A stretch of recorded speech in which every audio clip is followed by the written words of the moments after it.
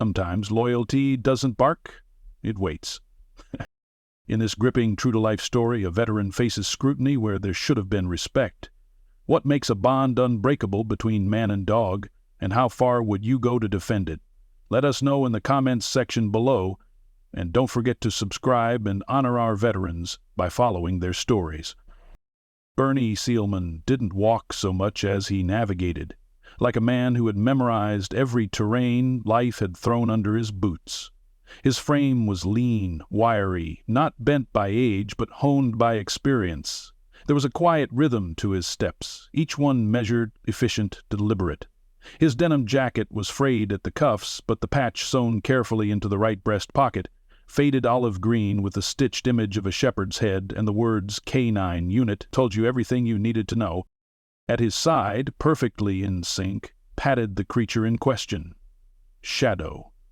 A dark, sable German shepherd with sharp amber eyes and a silence that unsettled the room. He didn't wag. He didn't pant. He just existed. With purpose. They stepped through the glass doors of the county animal shelter and into a small reception lobby already buzzing with quiet judgments.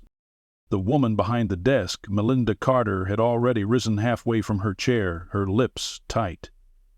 "Mr. Sealman," she said without smiling. "You're the one who called about the visitation review?" Bernie nodded once. Behind him, Shadow remained still. The leash in Bernie's hand was loose, more symbolic than necessary. You got the sense Bernie wasn't holding Shadow. Shadow was simply choosing not to move. "Yes, ma'am," Bernie replied. His voice was low, the kind of calm that came from someone who'd seen chaos and learned not to flinch. "Please wait here. Officer Blake will be out in a moment." Bernie said nothing. He moved to one of the plastic lobby chairs, sat without fuss. Shadow eased into a perfect sit beside him, body close but not touching. Their silence was unsettling. Melinda returned to her desk, tapping quickly at the keyboard. Her eyes lifted once. She stared at Shadow, then Bernie. Then she typed faster. Inside the hallway, a door clicked open. Officer Ryan Blake came out first, clipboard under one arm, a radio clipped to his belt that chimed intermittently. He was mid-30s, lean, with buzzed hair, and a badge that seemed to weigh more on his chest than it needed to. A new hire, recently transferred from a more progressive district. Rules mattered to him, forms, procedures, appearances. Behind him, a younger assistant with a tablet, likely a new intern or volunteer, trailed awkwardly, eyes flicking between Bernie and the dog like she wasn't sure who looked more dangerous. "Mr. Sealman," Blake said, eyes narrowing slightly as he approached. "You understand that today's evaluation is to determine if Shadow's living situation meets county standards for continued ownership. We're also here to confirm whether you're physically and mentally fit to handle a working-class canine." Bernie just nodded again. Blake stared at him a moment longer, searching for something. Maybe vulnerability, maybe resistance. He found neither. "I'll need to ask you a few questions before we observe Shadow's behavior and housing conditions. You brought proof of veterinary compliance?" Bernie reached into his jacket pocket and pulled out a laminated folder, worn at the edges but neatly organized. "Vaccinations, dental, even microchip records." Blake flipped through it, then stopped. "This says Shadow was issued as part of a military transfer program. That true?" Yeah. Blake hesitated. "That would make him a former military working dog." Bernie didn't blink. "He's not former. He's retired. There's a difference." A silence passed. Even Melinda paused her typing. Blake continued flipping the pages. "And the command protocols listed here? All in German?" "Wait." Bernie raised an eyebrow slightly. "Because English can echo. German cuts through." The assistant beside Blake scribbled something on her tablet, maybe out of obligation, maybe out of respect. Blake closed the folder. "All right, let's begin the temperament assessment. I'll need you to hand over the leash." Bernie didn't move. Not at first. He looked at Shadow. Shadow looked back, ears twitching slightly. "Is that a problem?" Blake asked, his voice tightening. Bernie's eyes never left the dog. "Only for people who don't understand what handing over a leash like this actually means." Blake stepped forward. Shadow rose slowly, like mist off a river bank. Silent, steady. "Give the leash, sir," Blake repeated. Bernie gave it, but gently, like passing an heirloom. The moment the nylon loop changed hands, something in the room shifted. Shadow stood between the two men, not agitated, not aggressive, but alert. His chest puffed slightly, ears tilted back, eyes tracking every micro-movement. Blake gave a light tug. "Come." Shadow didn't budge. The assistant raised her eyes from the tablet. "Come." Blake repeated, firmer. Still nothing. Then Bernie said one word, calm, crisp, in German. "Sit." Shadow sat. Perfect posture, eyes forward, like a soldier waiting for orders. The room froze. Blake blinked. "I didn't give that command," Blake muttered. "No," Bernie said, "but he wasn't waiting for yours." Belinda stopped typing. For a long moment no one said anything. Then Blake forced a chuckle. All right, let's proceed to the kennel inspection." Bernie stood again, quietly retrieving the leash. Shadow moved with him, instinct, no delay. They followed Blake through the side door. The fluorescent lights overhead buzzed like gnats. In the distance, the sharp yips and whines of sheltered dogs echoed through cinder-block walls. But one dog, the one walking calmly beside Bernie Sealman, never made a sound. The inspection room was cold, not in temperature, but in its clinical indifference. White cinder-block walls, stainless steel counters, and laminated posters warning against improper pet housing. Bernie had been in rooms like this before, though not for this purpose. This one was sterile, and yet somehow it still smelled faintly of bleach and fear. Officer Blake walked a few steps ahead, clipboard in hand, muttering under his breath as he ticked boxes off a printed form. The assistant, her name tag said Katie, followed him, her tablet bouncing in her grip as she typed quickly. Bernie brought up the rear, Shadow tight to his side, his eyes scanning everything. Not out of curiosity, but out of habit. They passed rows of kennels, each one holding dogs in various states of agitation, barking, scratching, pacing. Shadow didn't react to any of it. His presence alone seemed to quiet the immediate area. A few of the dogs whimpered or slunk toward the corners of their cages when his gaze passed by.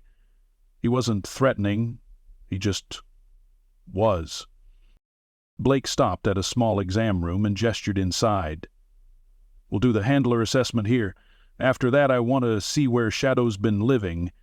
Your property photos weren't recent." Bernie didn't answer. He stepped inside. The room had a single chair and a rubber mat. A camcorder mounted in the corner blinked red, already recording. "Sit wherever you're comfortable," Katie offered, her voice softer than Blake's. Nervous, like someone who wasn't quite sure what she was doing here but had been told it was important. Bernie sat. Shadow remained standing, positioned slightly to the left of his leg, ears forward. Blake flipped to a new page. "Mr. Sealman, I need to ask you some direct questions. Answer truthfully. If you prefer not to answer, note that on the record." "You served in the military?" "Yes." "Wretched?" Blake scribbled. "Years of service?" 22. "On back deployments?" Bernie's jaw tensed. "Multiple." Blake didn't look up. "Medical records indicate limited mobility in your right leg. Knee brace, spinal compression from a parachute malfunction, and tinnitus. Have any of those conditions affected your ability to care for Shadow?" "No, but they do exist." Katie glanced up briefly, her eyes drifting to Bernie's posture. Straight back, hands relaxed on his thighs. The kind of presence that made you second-guess every assumption you had. "Have you ever struck your dog?" Bernie's eyes lifted, not fast, not sharp, but slowly, like an old engine warming to life. What kind of question is that? It's standard, Blake replied, still not looking up. Some owners lose their temper, especially with high-drive breeds. No, Bernie said, his voice quiet but clipped. I haven't. Has he ever attacked anyone under your care? No. Betten? Blake stopped writing. Tell me, he said, eyes narrowing. What makes you think you're more qualified to keep this dog than a certified handler or a rescue program trained in rehabilitating working breeds? Bernie's eyes didn't move from his. Because I already did. Blake gave a small scoff. Records are incomplete. They're not incomplete. They're buried. Meaning? Bernie leaned back slightly. You're not cleared to access what Shadow and I did. That doesn't mean it didn't happen. Katie shifted uncomfortably. Blake tapped his pen. That's convenient. Bernie didn't reply. He didn't need to. Blake flipped the page. Let's test some commands. You said Shadow's trained in German? I didn't say that, Bernie replied. You read it in the file. Fine. Demonstrate. Bernie didn't move. Then he gave a single word. Prince. Shadow dropped to the ground, belly flat, head resting between his front paws. Not relaxed. Red. Live. Shadow didn't flinch, even as Bernie stood and stepped back. Right. The dog rose silently and walked to Bernie's side, aligning perfectly with his pace as he returned to the seat. Katie blinked. Blake was silent for a beat. Those are basic obedience commands. They're foundational, Bernie said. The basics keep you alive. Katie muttered something under her breath. Blake shot her a glance. Something to add? She hesitated, then shook her head. No, sir. Blake set down the clipboard and leaned forward. Look, Mr. Sealman, I don't doubt that you and this dog have a connection, but there's more to ownership than history. What concerns us, what concerns me, is that dogs like Shadow can become dangerous when they age out. Their minds stay sharp, but their impulse control can slip, especially when their handlers are no longer physically dominant. Bernie tilted his head. You think Shadow's only loyal if I can overpower him? I think dogs operate on hierarchy, Blake replied. And if the hierarchy crumbles... It doesn't, Bernie cut in. Not with him. Not with us. Blake folded his arms. Then explain this. He pulled out a printed page from a manila folder. It was grainy, photocopied, but clear enough. A photo of Shadow. Muzzle open. Teeth visible. Mid-lunge. Katie paled. Bernie didn't blink. This was taken 2 years ago during a public demonstration, Blake said. The civilian watching reported the dog went feral. It was a decoy in a bite suit, Bernie said. The report didn't mention that. No, Bernie said, because it came from someone who saw 10 seconds and thought they understood 10 years. Blake opened his mouth, but paused. Then, finally, Katie cleared her throat. Sir, she said, voice quiet. I looked up the training center this was taken at. That's part of a level 3 apprehension drill. He's doing exactly what he was trained to do. Blake turned toward her, but Katie didn't shrink back this time. He's performing, she said, not attacking. Blake closed a folder, his jaw tightened. Fine, he muttered. Let's finish the in-home review. Bernie nodded, rising slowly. Shadow stood with him. Let's go, Blake said, turning toward the door. Bernie waited. Shadow, he said, quietly. Varin. Shadow trotted ahead, passing Blake smoothly, never brushing him. Blake stepped back slightly. Bernie followed. Katie stared after them for a long time, then whispered more to herself than anyone else. He wasn't following orders. He was leading them. The gravel driveway crunched beneath the tires as the county vehicle pulled into the narrow property. The Sealman place wasn't flashy, but it was lived in the way only a man like Bernie could live in something. Nothing here was for show, no picket fence or manicured lawn, just utility. A stack of firewood lined the porch, a hose coiled neatly on a reel by the side of the house. A flag, faded but folded with respect, sat framed behind the storm door window. Blake stepped out of the car, eyeing the structure. It was a single-story home, modest, painted in the same pale blue it probably had been when Bernie moved in decades ago. A battered screen door clattered slightly in the wind, and the scent of pine from the surrounding trees, mixed with faint engine oil from somewhere in the shed out back. Katie hesitated before stepping onto the porch. "It's quiet," she said, half to herself. Bernie was already unlocking the door. Shadow waited behind him like a sentinel. "I built the ramp last year," Bernie said, nodding to the slope leading to the porch. "Didn't need it, but figured I might one day." Inside, the house was clean, simple, sparse, but not in a neglected way. Everything had its place, no clutter, no dust. The living room was arranged for function, a chair positioned near a low shelf of books, an old military footlocker used as a coffee table, a dog bed by the window that Shadow ignored completely. Blake walked in like a man assessing risk, eyes scanning for code violations, hazards, reasons. Katie's gaze wandered differently, touching on the framed photographs, the shelf of dog tags and campaign medals, the faded commendation letter in a broken frame. A photo in particular caught her eye. Bernie in uniform, younger, standing next to a dog that could have been Shadow's twin, both of them staring into the camera with unreadable eyes. "This place meet your minimum square footage?" Bernie asked as he moved to the kitchen. Blake ignored the jab. "We're looking for signs of poor maintenance, hazards to the animal, signs of neglect or insufficient access to water and shelter." Bernie filled a bowl from the sink and set it on the mat by the back door. Shadow walked over, drank, one lap at a time, unhurried, confident. "I assume you have documentation for flea and tick prevention?" Blake asked, pulling out a small flashlight and beginning to inspect the dog bed. Bernie didn't look over. Bottom drawer of the hallway cabinet, blue folder, labeled. Katie walked over and opened the drawer. Sure enough, the folder sat where he said, neatly tabbed, receipts dated, updated. She handed it to Blake. He flipped through it in silence. "Do you crate him when you leave?" Blake asked. "I don't leave him. That's not always feasible. It's never been a problem." Blake knelt to inspect the dog door by the kitchen wall. Reinforced rubber flap, secure latch, built to last.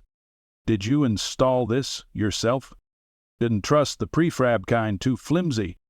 Katie stepped into the small hallway where two doors branched off, one closed, the other open to a room that was clearly Bernie's. She paused in the doorway.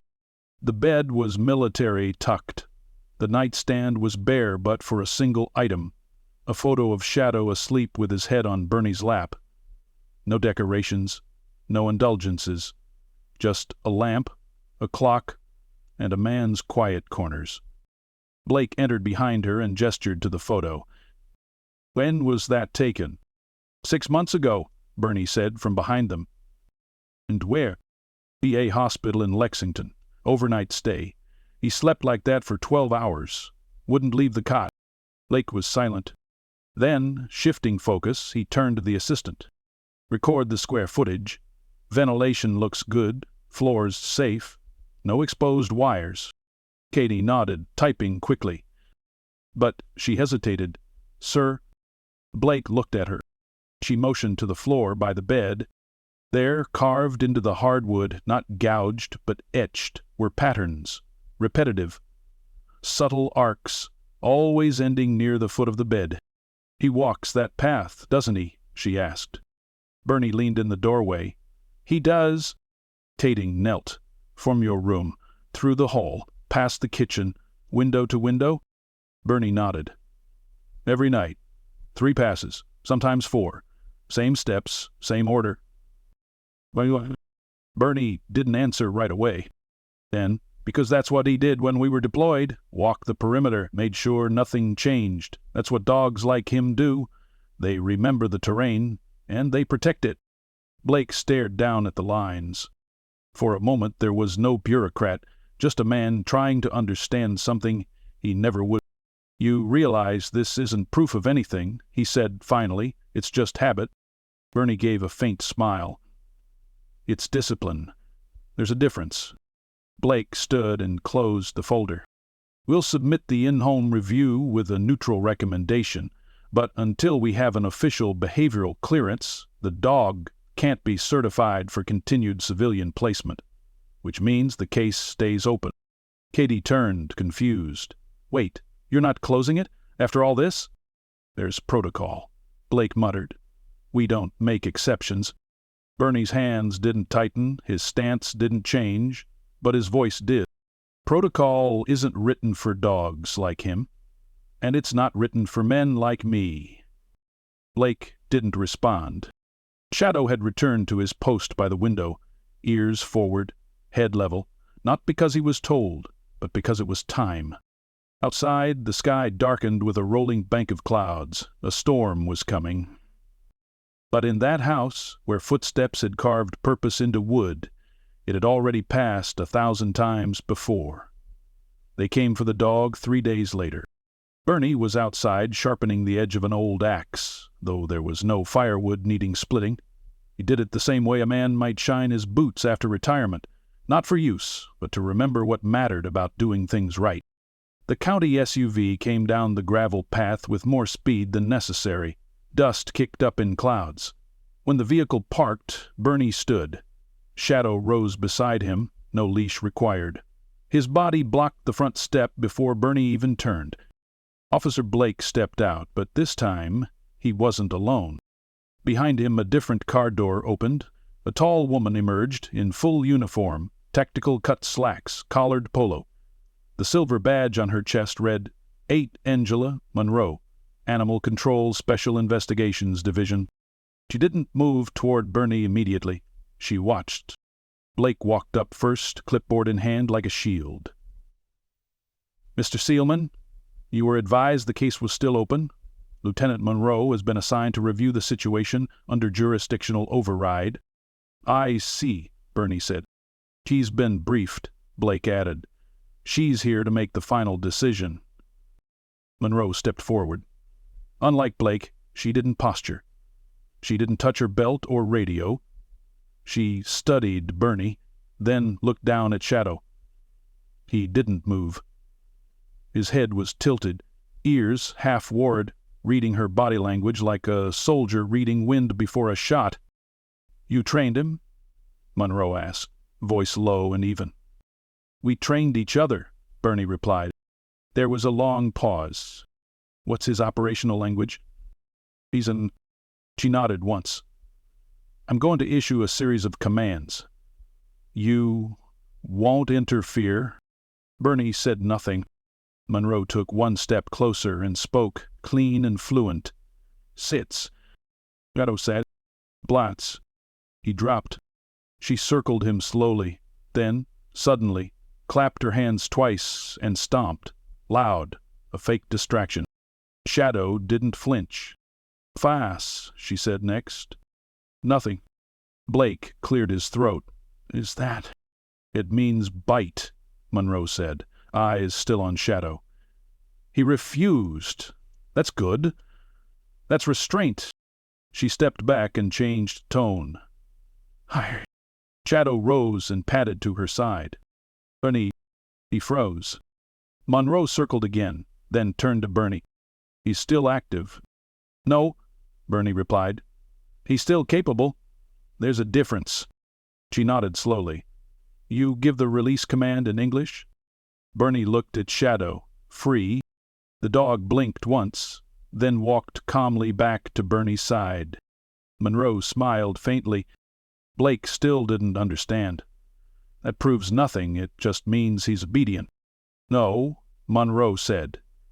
"It means he remembers who his handler is, who he trusts, and who he serves." Katie had arrived during the display, hovering behind the open passenger door. She stepped forward now, hesitant but determined. "There's something I didn't include in the report," she said, directing her words to Monroe. "During the visit, I noticed Shadow pacing a route through the house. It wasn't random. It was protective." Blake scoffed. We can't make decisions based on emotional interpretation. You'd be surprised, Monroe said, turning to him, how much of our work depends on exactly that. Then she reached into her front vest pocket and pulled out a folded letter. She handed it to Bernie. He opened it, read. Didn't blank.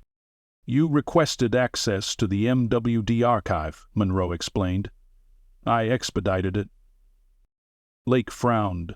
That's classified. Not if it's your dog, Monroe said. And not if the handler of record is standing right here. Katie leaned in, trying to catch the words. She caught the heading. United States Army, Honorable Release, MWD Shadow. Attached beneath was a copy of Bernie's service file. Not the redacted one, the real one. Dates, units, missions. The confirmation that Shadow had saved 5 lives during a mission in Kandahar by locating a tripwire before anyone saw it. The record of a nighttime ambush where Bernie had pulled the injured shepherd into a cave under gunfire. The kind of stories that never made it to newsreels, but that other soldiers carried in their bones. You have jurisdiction to end this? Bernie asked. I do, Monroe said, effective immediately. Blake tried one last time, but technically, Monroe interrupted, we nearly broke the law trying to seize a federally protected war dog without full authorization.